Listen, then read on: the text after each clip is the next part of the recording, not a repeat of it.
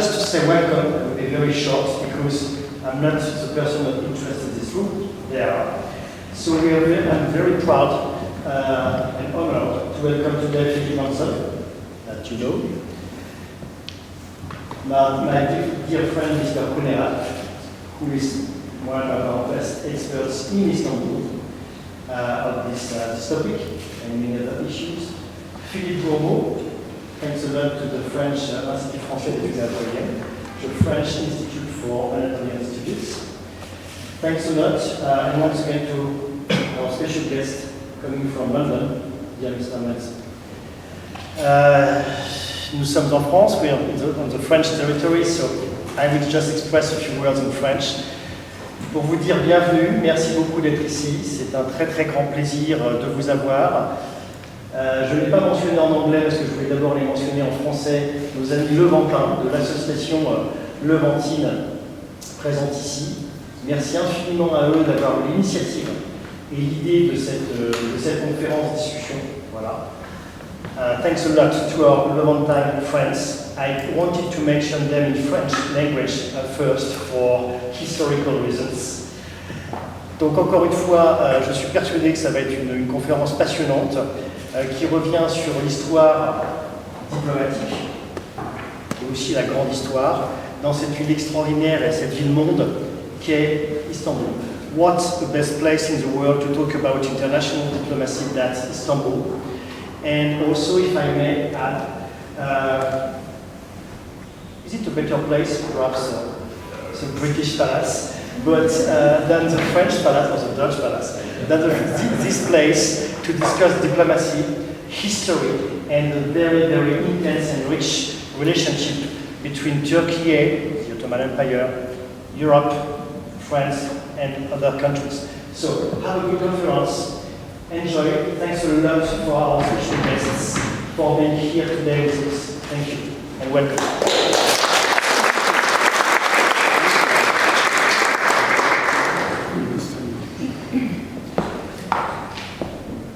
Thank you very much.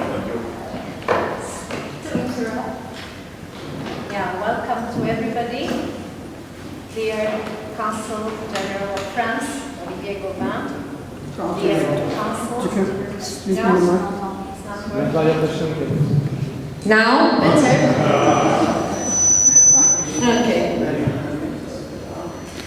Dear representatives of Istanbul municipality, dear director of French Institute for Anatolian Research, Philippe Bourmaud, dear representatives of Levantine Heritage Foundation, dear esteemed speakers, Philippe Mansel and Sinan Kuneralp, and dear guests.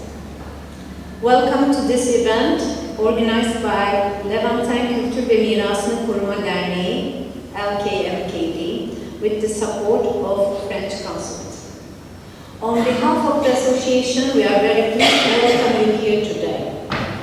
Without taking too much of your time, I would like to briefly talk about our association and its fields of activity. Our association was established in December 2021, so rather a new association, with the mission of leaving a mark on the future by the heritage of the past.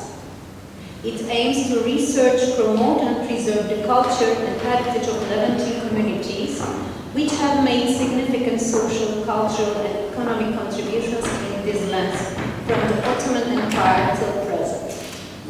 However, the history of the association dates back much earlier than 2021. Started in 2014 with the mediation of the representatives of the Board of Trustees of Levantine Heritage Foundation and with the support of a team of volunteers, many of whom are present here today. This foundation has organized many events to reveal Levantine culture and heritage. Currently, with its more than 100 members and sponsors, it continues its activities in the social, cultural and academic fields.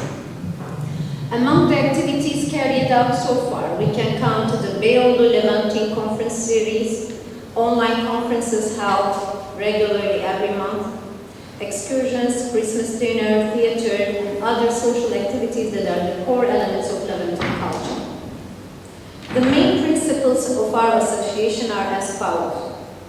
First and foremost is the open door policy, through which we welcome all people interested in Levantine culture and heritage without any discrimination.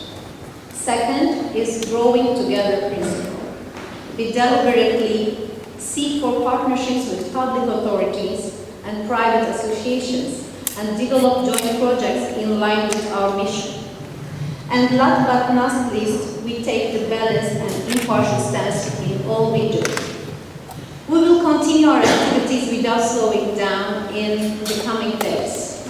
In 2024, we will revitalize the carnival tradition, which is an important element of Levantine culture and was an indispensable part of Istanbul's social life in the past.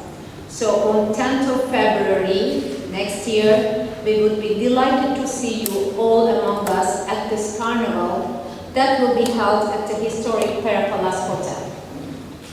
Coming to the theme of today's conference, Istanbul, diplomatic capital of modern Europe. I would like to highlight that the Levantine community, composed of different European nationalities, had played an important role in the development of Istanbul as a diplomatic center.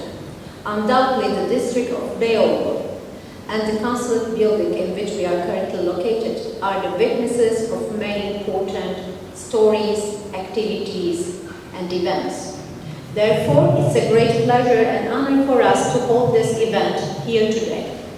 In this event, we are hosting two important speakers, Philippe Mansel, who has supported us in the past events as well, thank you, and Sinan Kuneralp, our honorary member and founder and owner of the ISIS Press.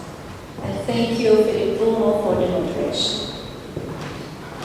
After the talk, we hope to have the opportunity to get to know you all at the cocktail in the garden. On behalf of the Board of Directors, I would like to extend our endless thanks to the French Consul General, Olivier Gauvin, for giving us this opportunity. Thank you.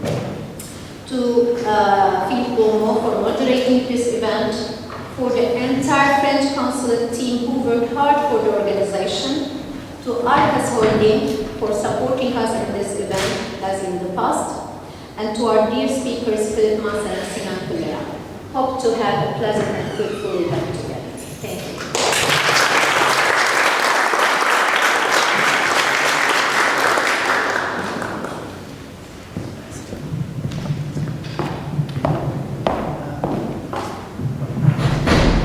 Philippe, shall you do us the honor? Thank you very much all for coming, and thank you so much, Olivier, Sinan, and Philippe, and Mario and Patricia, for everything you've done to make this evening possible. And indeed, thank you all for coming, because you yourselves in the audience are part of the theme of this evening. Everybody here is, to some extent, a product of this extraordinary French-Ottoman, French-Turkish alliance. And I'm just going to introduce it briefly, and then we will have a debate and we'll be open to discussion. And please don't hesitate to ask questions. And once when I was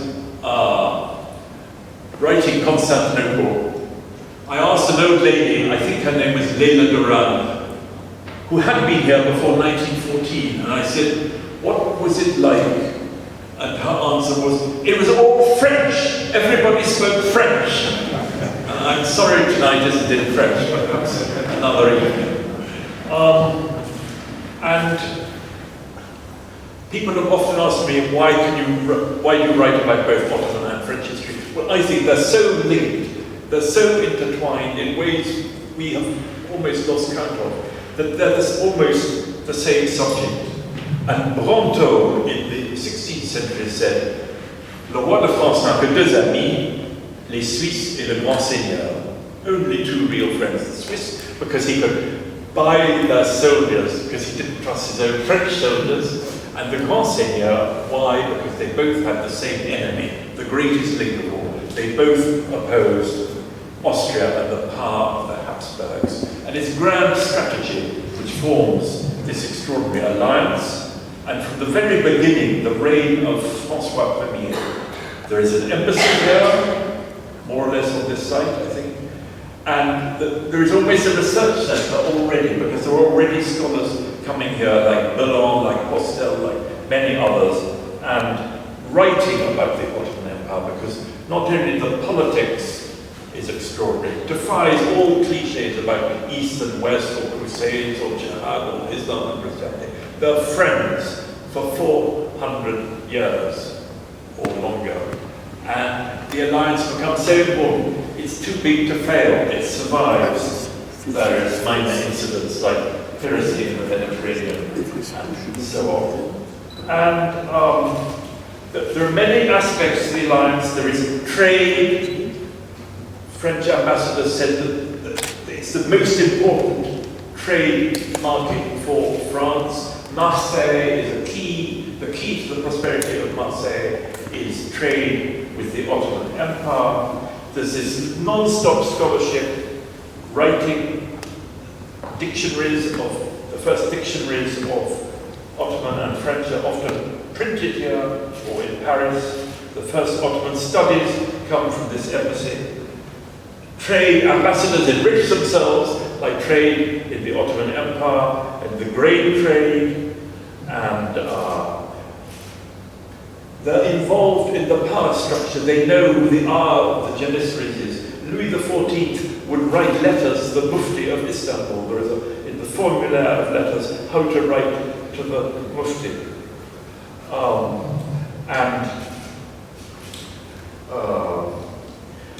Incredible pictorial record as well as a book record. We have the portrait of Vergennes in the Palais, but I recommend you should all go and see the portrait of Vergennes in Ottoman dress, the French ambassador 1768, portrayed as an Ottoman, which is in the Musée de Pera up the road. And Vergennes is an extraordinary figure. He marries a local woman with whom he had actually lived before marriage, and nevertheless, she accompanies him to Versailles when he is Minister of Foreign Affairs, one of the great ministers of foreign affairs, because this was the best school for diplomats, because it was so complicated, there were so many problems, trade, diplomacy, war, peace, and religion, that it was a very good school indeed.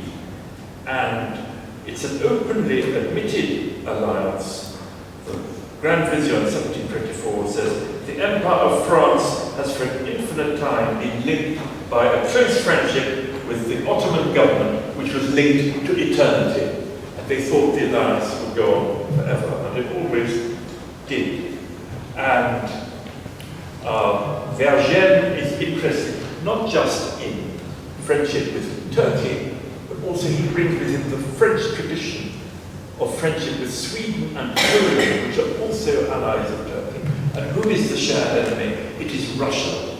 And Vergennes' dream was that France would revive the Ottoman Empire through education, technical advice, military advice, naval advice. There were already naval advisors in the 18th century in France. And of course, the trade with the Ottoman Empire would continue to enrich France. And many, many people of Istanbul, looking through the reports from Istanbul, you see there are hundreds of priests, missionaries, tradesmen, interpreters, the dragomans. Everybody is involved in this alliance. Writers, travelers, incredible travel books like the Memoir du Chevalier d'Arvieux, or the extraordinary Tableau Général de l'Empire Ottoman of Murad Dorsen, who is an Armenian Catholic dragoman of Istanbul. And so we will move on to the 19th century now, and there was a brief interruption in 1798 when Bonaparte attacks Egypt. Some people are imprisoned in the Seven Towers, but the alliance goes on in many different forms in the 19th century. And indeed, it has an apogee, which we will talk about later, in the Second Empire, when the Sultan himself comes to a ball in this building, doesn't he?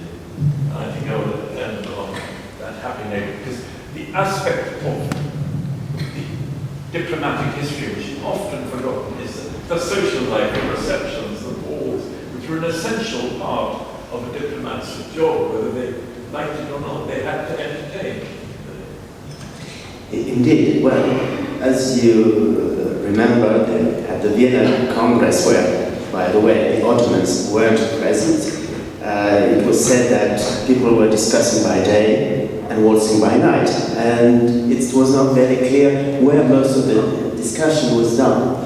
But this long history of an alliance with, let's say, mutual understanding, well, it has many false steps forward, steps backwards, and I've seen Sinan cross his arms. I'm sure he has a few reactions to this. Well, my first reaction is to congratulate Philippe, because he has, in a very short overview of the situation, talked about everything that has been said. Don't worry, we're not going to impose on you a crash course on the Eastern question,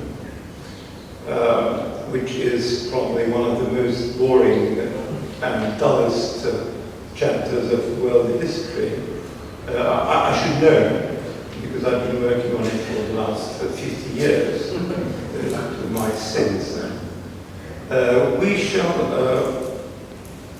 try to run this meeting as a fireside conversation between Philippe, the two Philips, I, and members of the audience, because this should be a sort of cooperative, interactive meeting where if I say something silly, I would want a member of the public to intervene and correct me. Or if someone wants to add something, you are welcome, please. The topic of the meeting is Istanbul, capital of European diplomacy. Diplomacy is run by people and in buildings. And we shall stick, because we have time constraints. We shall stick to the 19th century. By the 19th century, all the European powers had a representation of some sort in Constantinople. I will stick to the 19th century terminology in diplomacy, including Ottoman documents. The city was called Constantinople, and call it Istanbul. I feel it's an anachronism in the 19th century context.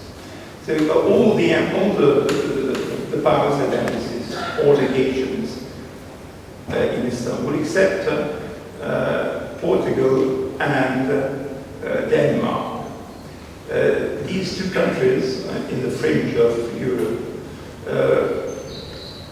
at one point or another, opened embassies, representations rather, but had to close them down for budgetary reasons and lack of bilateral relations. But all the other powers had embassies, and the post in Istanbul, the Constantinople post, was, if not the most prestigious position in their respective foreign service, because being an ambassador, British ambassador in Paris or in Madrid or Rome was definitely, from the social point of view, more attractive than being the British ambassador in Constantinople. But from the professional point of view, Constantinople was definitely a more interesting, if not the most interesting post in 19th century Europe. As a proof, we have 3 former French ambassadors in Constantinople who ended up as Minister of Foreign Affairs in Paris. We have, I believe, 3 Italians, 1 German, and 1 Austrian. The British have more positions. The British have another system whereby the cabinet ministers are joined from professional politicians and not from technocrats, as in most other European countries. Relations between embassies and ambassadors fluctuated according to both national alliances and personal sympathies or antipathies. We have the case of the famous British ambassador called Stratford Redcliffe, who... When was he ambassador? He was, I'm sorry, I should...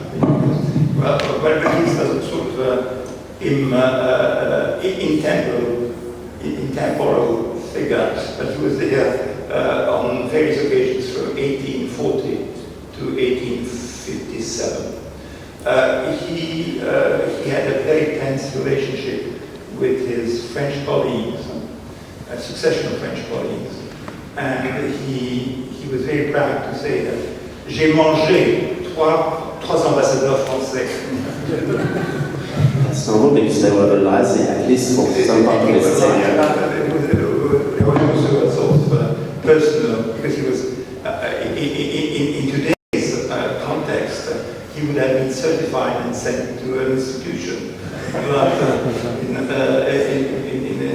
19th century Britain, well, they kept him away from London the farthest they could. But at one point, he had to be recalled to London, and he came to Sublime Court, opposite there, where the Ottoman government was located, and he paid a visit an unannounced visit to the Ottoman Grand Vizier Ali Pasha. And Ali Pasha said, well, I'm sorry you're leaving. I'm sorry to hear you leaving. And Stratford rushed back to his embassy next door, sent a telegram to London saying, the Turks don't want me to leave. And Ali Pasha, who was well informed, he probably had copies of all the telegrams sent by foreign embassies to the capitals, and he learned about this telegram, and he sent a most urgent telegram to his ambassador in London saying there's a mistake here. It was just a polite way of expressing the conversation, ending the conversation. The sooner we see the back of him, the happier we are. London listened to for once, listened to the Turkish government, and Stratford was recalled. He is actually the iconic figure, it's sad to say, the iconic figure in 19th century Ottoman diplomatic history, because his foreign counterparts were less colorful, less forceful, perhaps they were more subtle, but when one thinks of 19th century Ottoman diplomacy, well, of European diplomacy on the Bosphorus, the first thing that comes to mind is Stratford. He was very unpopular with his own attachés, and once when he had a riding accident and it got better, they toasted to each other, well, better luck next time. They wanted him.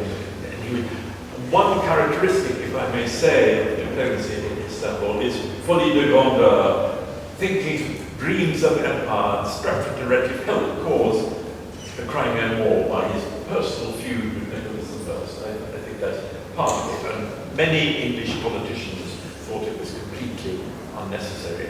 But I think quite a few ambassadors in Istanbul were Van-en-Guerre, and in fact there was an ambassador here who supported the Egyptian attempts to conquer the Ottoman Empire in 1840, but he was alone. The Consul of Europe ended that.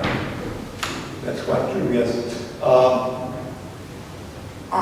This is not the place, but I have doubts about Stratford's. I think it's more for an urban legend. He had a grudge against Nicholas I because Nicholas I didn't want him to be appointed to St. Petersburg. But I think he had the stamina to declare war. But he pushed it, and he talked to journalists, he whipped up the press. He whipped up the press, but the government was lukewarm about ending war. The French were, I think this is going to end up in a Philippe representing Britain and I as honorary Frenchman representing it would be the other way around. Represent France. But we have a more attractive figure than Lord Stratford, who is the Empress Eugénie herself, who came to this building. Yes, she did, of course, but her impact on diplomacy was negligible. When she came to Constantinople not because she paid a visit to Abdulaziz, but she came here on her way to Egypt to inaugurate the Suez Canal. She had an impact on the ladies of Istanbul. This is what we want to believe. This is what we will. And when I say that the French fashion courtiers were already very much active in Istanbul before the Empress came. Well, there's a very interesting theme underlying here, because we're often familiar with some figures of ambassadoresses who came here, and one of the most famous is Lady Mary Montagu, famous who have promoted in the early 18th century inoculation, to vaccination. But basically, these ambassadoresses were at least as imbued with themselves and powerful as their husbands, and they tried to play a role, with the same rival race underlying. Absolutely. Anything to add? I'll jump on the train afterwards. And to give better parties, they would go up to Tarabya every summer. Embassies would displace themselves, lock, stock and barrel, and the whole diplomatic life of intrigues and deals, negotiations, and indeed often marriages would continue up the Bosphorus. There was a summer embassy in Tarabya as well as the normal embassy in Beirut. And very honoured ambassadresses would have the privilege of visiting the imperial harem, like Madame de Girardin in the 1690s, when France and the Ottoman Empire allies, and then Lady Elgin after 1799, when Britain and the Ottoman Empire allies. This because of that alliance that Elgin could take the marbles from Athens after 1800. They're in the British Museum because Britain was an ally of the Ottoman Empire, so he got a Fermat allegedly authorizing it. Well, since you mentioned Lady Elgin, there's a funny story about her. She must have been a very enterprising young woman. She had just got married at the age of 22 to her husband, and she was pregnant on her way to Constantinople. The Sultan in the 18th century wouldn't allow women to to visit, to come to the palace on the occasion of the presentation of the credentials. So when she learned that, and she insisted that she wanted to be part of that ceremony, she dressed up as a man, and she went into the suite of the ambassador unnoticed, in spite of her fairly advanced pregnancy. She's so enterprising, she didn't have got when they were prisoners in France. And we have two other enterprising or innovative ambassadresses. One of them is Lady Layard. She is the wife of the British ambassador in the late 70s. She established during the Turco-Russian War. She established the first ambulance service taking care of refugees and wounded soldiers. The wife of another British ambassador at that late early 20th century, she set up the first association for the protection of animal rights in Istanbul. And since we are in the French embassy, the wife of the last French ambassador to the Ottoman Empire, Madame Bourmaud, established a society, l'Association des Amis de Constantinople, which aimed at restoring old Ottoman buildings. And the Bourmaud Associations are still active in Turkey with various degrees of success.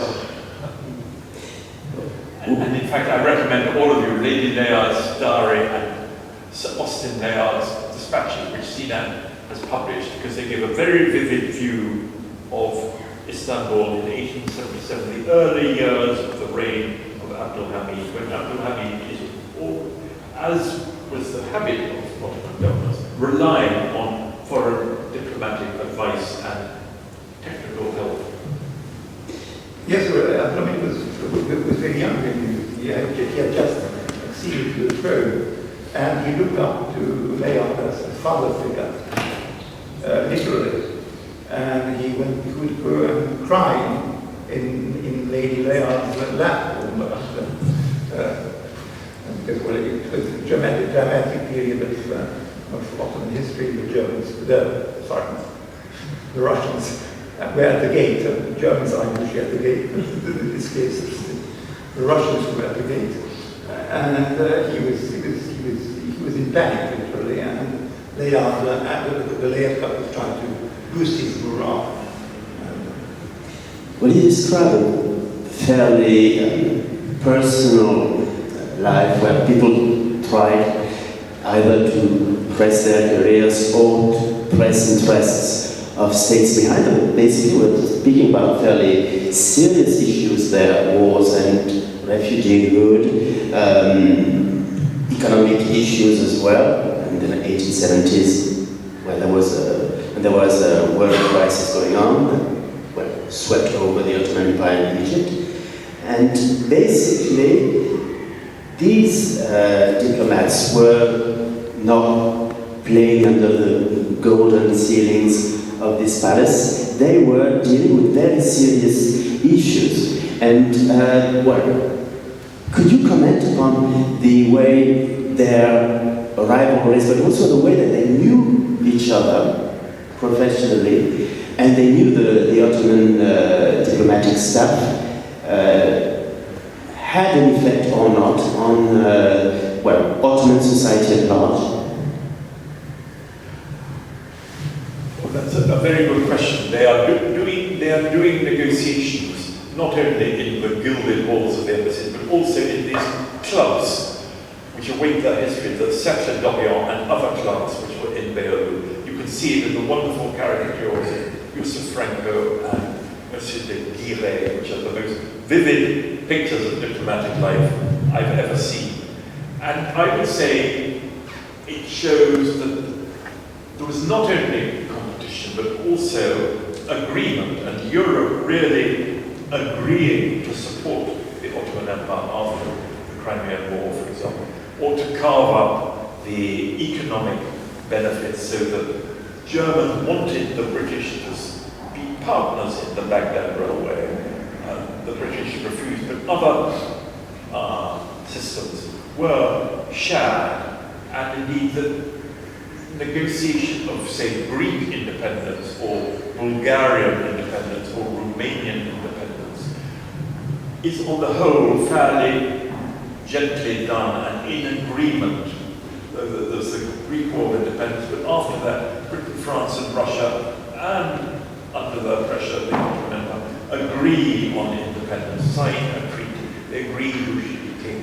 And the same with Romania, and always with a few bumps. But on the whole, it's quite a relatively gentle independence after 1830 at any rate. And I would suggest there's a real esprit de corps of diplomats here in Istanbul, perhaps more than in other capitals. And then the sharing in, I imagine, speculation in the Bourse in Istanbul, and the famous Galata bankers. The Ottoman Bank is set up, it's a French and British bank. Well, to complete what you just said, esprit de corps, I think Constantinople was one of the very few instances where the ambassadors of the six great powers would regularly meet and try to solve problems we have. Well, at the beginning, during the Greek War of Independence, which you mentioned, the six great powers were just three: the Russian, the English, and the French. They met regularly, sent common dispatches to their capitals, and this is the first. Later on, every 4 or 5 years, when an issue broke out, the ambassadors would meet in 1856 for the unification of the two principalities of Romania. They tried to impose their joint decisions to the court. It turned out to be a failure, but when the court refused to accede to their demands, the ambassadors withdrew from Istanbul to small neighborhood villages. It was not a break of diplomatic relations, it was just a sign of showing their displeasure.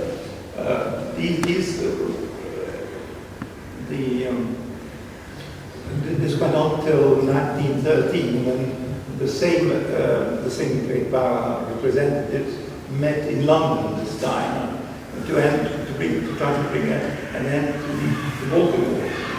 It's the last example of the Council of Europe in action, the creation in London of the independent Kingdom of Albania out of the remains of the Ottoman Empire. And oddly enough, two of the foreign ambassadors that met in London had previously served in Constantinople, the French ambassador Cambon and the Italian Imperiale. You describe something like, well, professionals of the state who were, as I recall in the writing one of your books, not necessarily attached to one state, but attached to the functions of the state.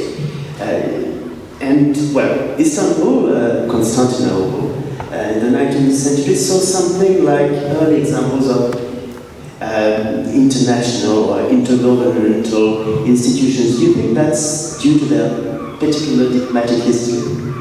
I think it's due to la force des choses, the nature of the Ottoman Empire and the varied communities living here. They had to be more international than in other capitals. For example, setting up quarantine regulations or other health issues. But there are many international families of Istanbul. I would say, beginning with the Ottoman dynasty itself, but that's another subject. And, for example, the Testa family, who supplied dragomans to more or less every country in Europe, the Netherlands, Austria, Prussia. Charles the Testa is a dragoman in 1900 who helps do the Berlin-Baghdad railway deal and many others. And I wish they'd written franker memoirs of the huge family, the Pisanis, the Baltansis, partly from Izmir, whose family tree is in fact completely European, and indeed one Baltansi lady marries an Englishman, Charles Sarrel, and the descendant becomes British ambassador here in the 19th. And one Baltansi marries an Austrian diplomat, Baron Wetzera, and her daughter is the last mistress, the last of the many mistresses of Crown Prince Rudolf of Austria, and dies with him in Meiling. And there are many other examples of this easy internationalism, helped by the polyglottism of Beirut, people naturally speaking 3, 4, many more languages. But maybe it was more common than we think, and also other families or individuals, for example, in Vienna or the Rhineland or the Netherlands, also switched countries quite easily before 1940. Well, we have the example of the Ottoman diplomat, Vicomte de Kerkhove, who started his career as the Belgian chargé d'affaires in Constantinople in the 1830s, was recruited by the Ottoman government and sent as chargé d'affaires to Brussels, to his own native country. That caused a bit of havoc in Brussels. So he was moved to Madrid, and he died there as Vicomte de Kerkhove, Ottoman ambassador in Madrid. And there are many... This is it's very common, as you said. Half of the Russian diplomatic service is German or Baltic. And many Greeks, after Greek independence, rather than enjoying freedom and idealism in independent Greece, they rushed back to the Ottoman Empire because they could have a better life and a more prosperous life. And many of these Greeks become diplomats and interpreters in Istanbul. And there's a memoir recently been published of somebody who actually is with Capodistria in Austria in 1828 and just thinks, yes, hopefully soon there will be published the memoirs of one of the Sultan's Greek bankers, Zarifi, exactly. And they thought independent Greece was a no-winner, so they much prefer the allegedly oppressive Ottoman Empire. But it's not as simple as that, if you allow me to complete what you said. The new Greek government passed a law in 1840s, in the early 1840s, restricting public offices to people born within the boundaries of the new kingdom. So that automatically ruled out anybody born in Istanbul, Constantinople. So they had to come back because otherwise they could find no employment there. Kind of interesting for them to come back when, well, about 10 years earlier, a number of Greek translators have been hanged by the Sultan. Precisely, you started to mention the Ottoman counterparts of European diplomats. Who were they? Where did they come from? Was there a change all through the 19th century? One aspect of the Ottoman Empire is, of course, very religious and very Muslim. Another aspect is extremely, when it's practical and advantageous, of course, is extremely European, very aware of the balance of power in Europe. So in the 1670s, one Grand Vizier says, we're fighting not just for the Ottoman Empire, but for the freedom of Ukraine. They actually use that phrase, and well, they would have used another word than Ukraine. And the Ottoman, briefly ran, is it Ahmed Vefik Pasha, who had the library of the Prophet? He sees things in a European context. He said, it is mad for Europe to want the last Ottoman forces to leave Belgrade in 1867, were there for the peace of Europe. And maybe in 1940, some people might have remembered that. I think all countries, when they're strong, maybe they don't need alliances at all to talk about Europe so much. When they're getting weaker, they of course rely on friendship, and they relied on France. They relied on France for very practical things like anchors, which the Ottoman Navy didn't have, and later they relied on in the 19th century, and on foreign investment, foreign bankers. We mustn't forget the financial aspect. European embassies in Istanbul, la dette ottomane becomes quite useful to the Ottoman state, at least at times, but they're very disillusioned when the final disillusion is the Balkan War of 1912 to 13, where Europe said, oh, if the Ottoman Empire wins, it cannot take territory. But of course, the moment Balkan states win, then it helps them take territory from the Ottoman Empire. It really has no friend except possibly the Germany of Wilhelm II. Well, I think with the French ambassador Bourmaud, who came to the country and then went this year saying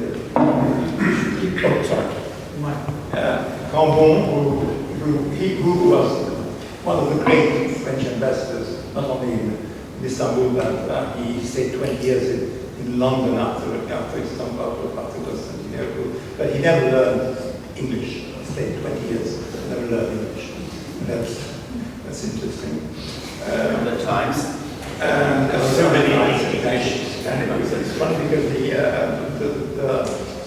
the British foreign minister of the time, Grey, didn't know any French, so it was complicated, but it didn't prevent the Entente Cordiale to be negotiated.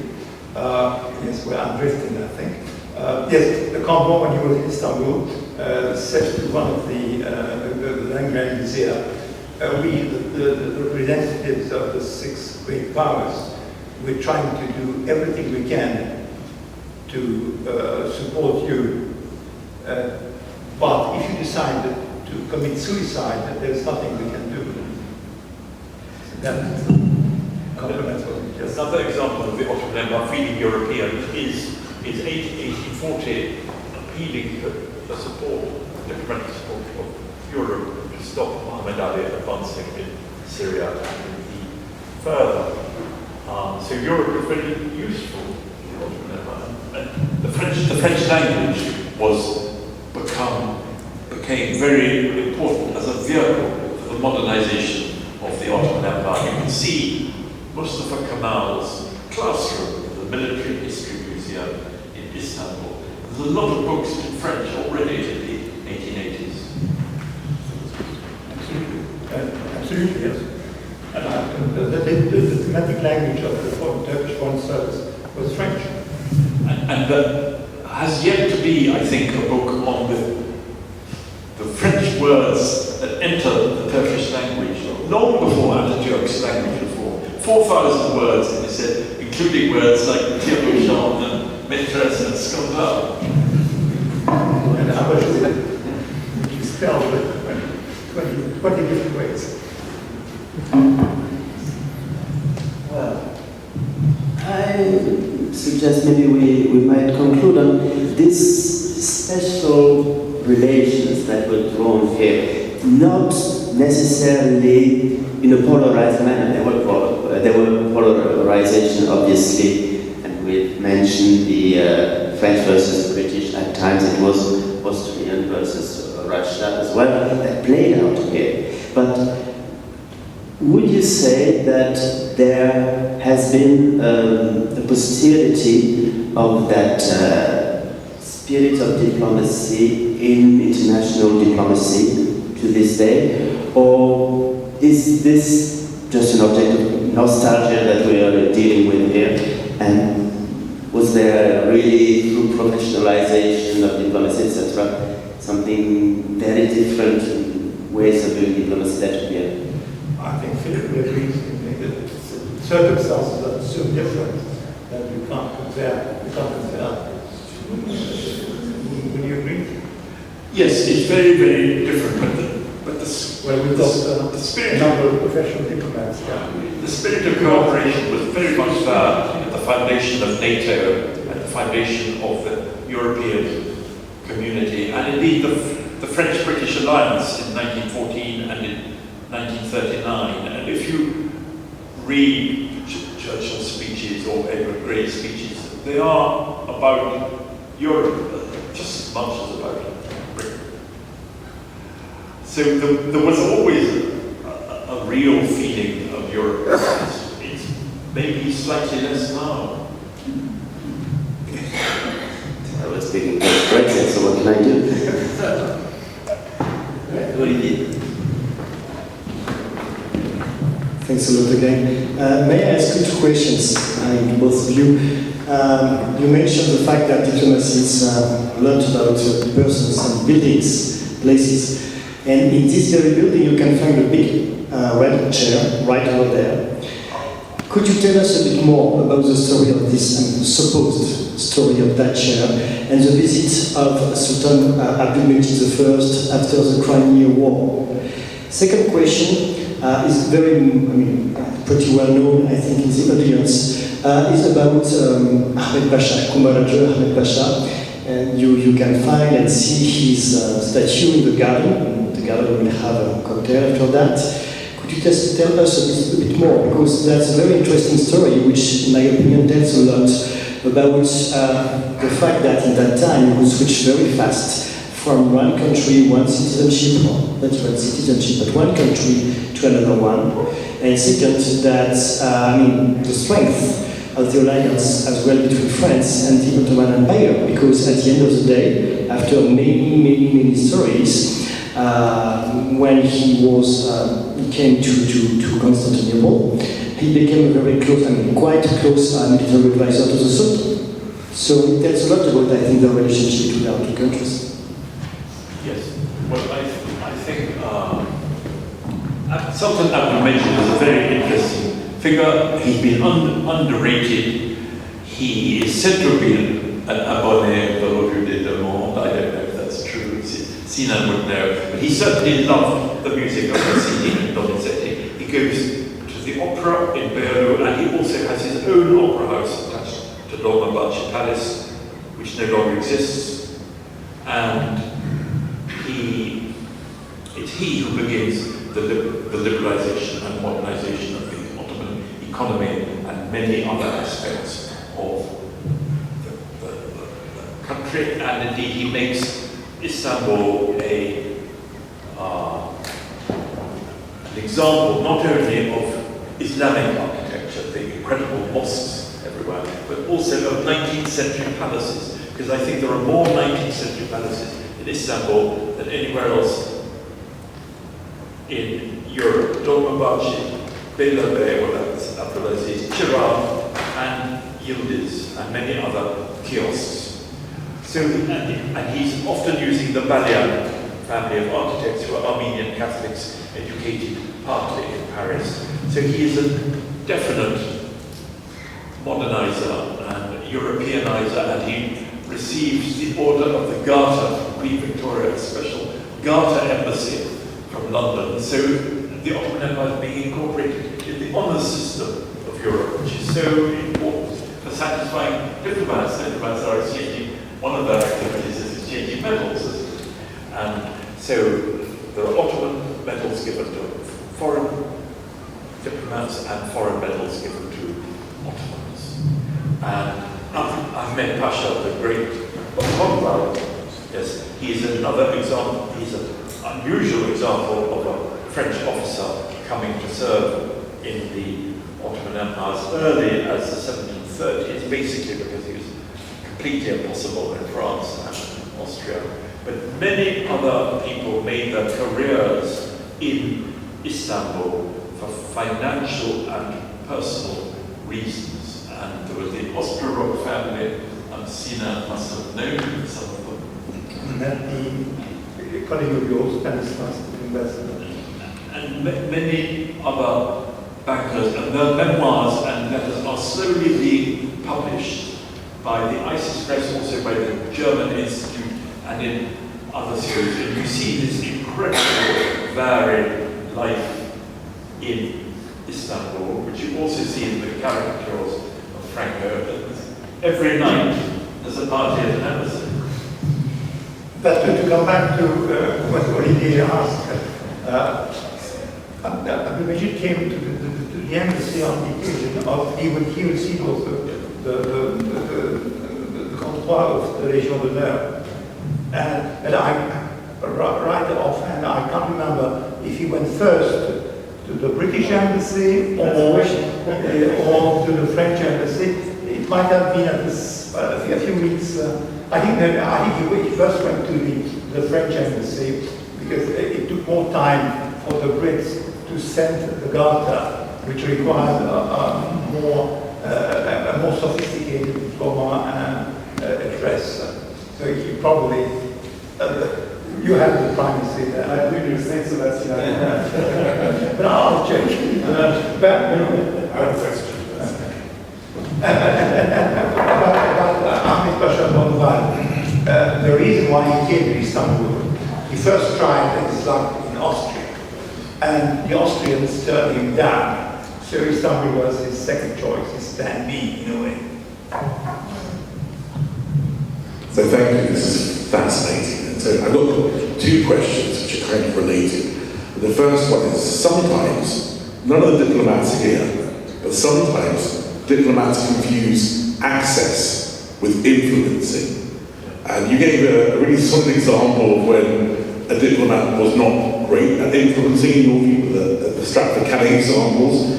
But can you point to any time or any kind of epoch where one of, say, maybe the Netherlands or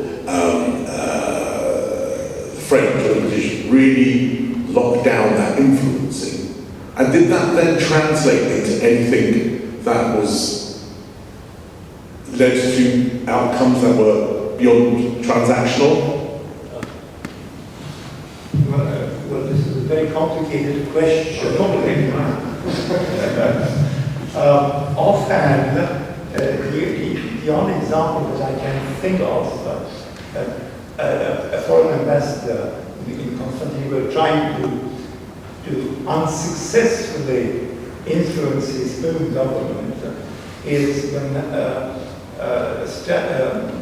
Austin Layard, during the Turco-Russian War, first weeks of the Turco-Russian War, tried to drag his own government into the conflict. Of course, unsuccessfully.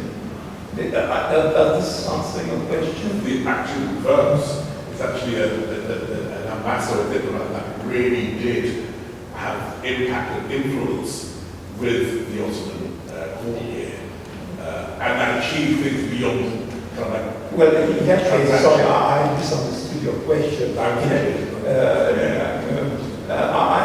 There is a French ambassador called Bourmaud, who was here in the 1870s, in the 1860s. He was the man who was influential in inviting Abdulaziz to Paris, and he set up a series of administrative reform projects that he submitted to the Ottoman government, and which were mainly adopted, one of them being the establishment of the Galatasaray School, the Council of State. And Bourmaud had definitely an impact on Ottoman administrative history. And I think some French ambassadors in the 18th century, it is said that the French ambassador in 1768 encouraged the outbreak of war against Russia, which became a disaster for the Ottoman Empire. But it was part of French policy to try and prevent Russian expansion, particularly in Poland. And in that war, the Comte de Saint-Prix, he helped organize the grain supply of Istanbul, which is threatened as the Russian Navy sweeps into the Aegean, gone all the way around from St. Petersburg through the Straits of Gibraltar, as Putin sent boats through the Straits of Gibraltar. And there are many other examples of real influence. There were kiosks, even before the 19th century, there were kiosks up the Bosphorus where ambassadors would meet informally with the Grand Vizier, off the record, with their interpreters, and pursue their national influences. And we have also another French ambassador during the Napoleonic War. When the British Navy tried to force the Straits, Sebastiani, French ambassador, organized the defense of the city with the help of the Spanish colony. And it said there were constant meetings with the future Philippe III in the 1780s, encouraging his plans for reform, with unofficial meetings with French diplomats. There is a correspondence with Louis XVI between him and Philippe III. I wonder whether you could say that actually getting the Sultan and his two sons to go over to Palais for a universal exhibition wasn't also an effective way of long-term influence? I wish I could say so. The impact of Abdulaziz's visit to Europe was nil on himself. He was so happy to come back. And throughout the visit, he kept threatening his suite, saying that I am going back, I'm finished, I'm through with this, I want to go back. And Fuad Pasha, the foreign minister, was working with Bourmaud, the French ambassador. Please, Your Majesty, this is very important. It's the prestige of the empire that is in question. Stick to it, and we'll be back in Istanbul in a month's time. So it was very different from his Persian neighbor regarding travel. Absolutely.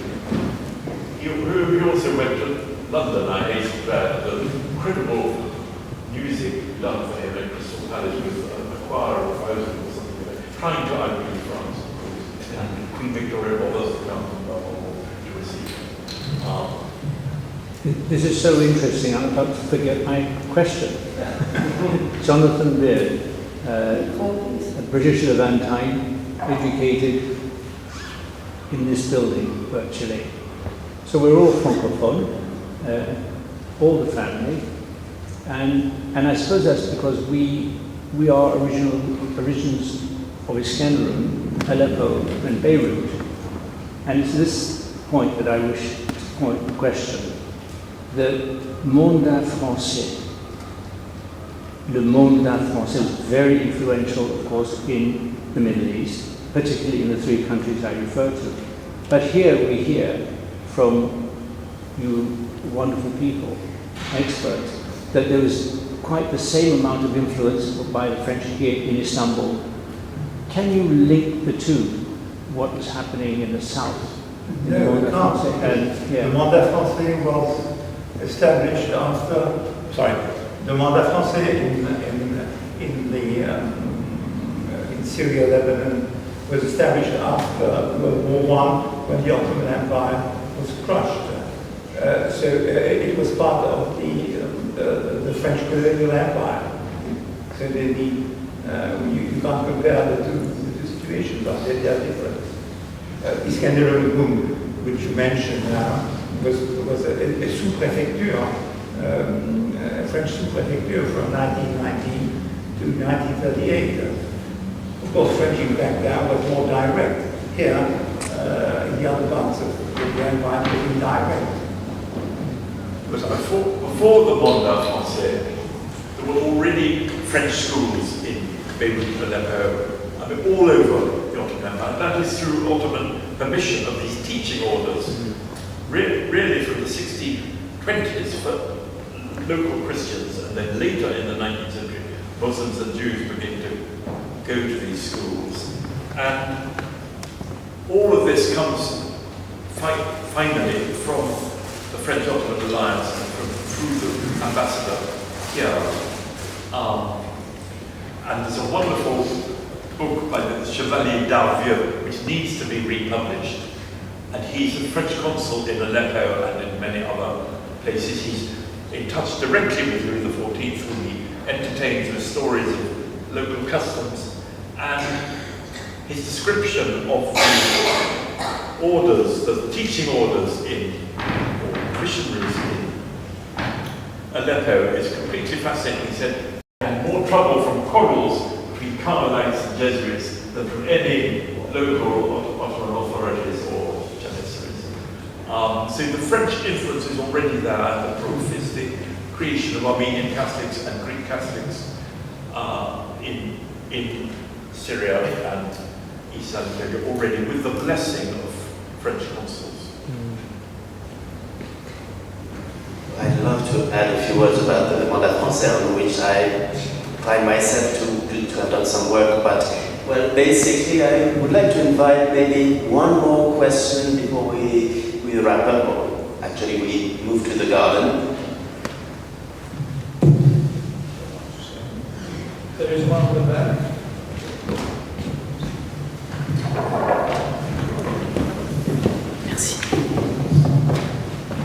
Thank you very much. Just one question. As we think Istanbul as the center of Europe, where will be the borders now? Because Istanbul is Constantinople, this is also Istanbul, but it is far further gone, last 30 years. It's called as Istanbul, but it's not only Istanbul, it's Constantinople, Pera, and other cities. Where should be the borders of the new capital? If you think a city of London, of Istanbul, where should be the borders?